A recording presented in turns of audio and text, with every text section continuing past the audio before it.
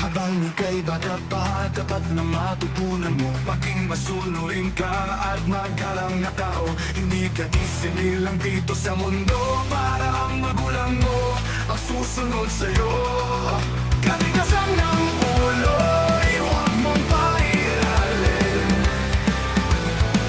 upang hindi mapahamak o galin ang pagiging maunawain.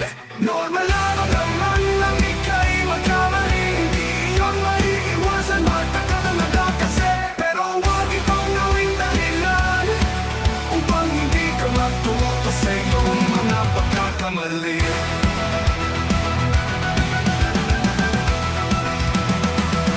Totoong kapusugan ay parte ng pagkabata. Pagkakamali ay kasama sa pagtanda. Bakit kailangan na maranasan pa mga hindi magandang bagay bago magtanda? Katigasan ng ulo, huwag mong pairalin upang hindi mapahamak o galin ang pagiging maunawain.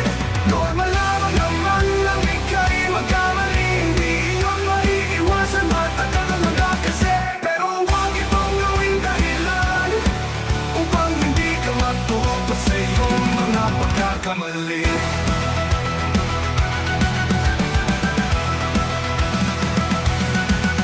Totoong kapusugan ay parte ng pagkabata. Pagkakamali ay kasama sa pagtanda.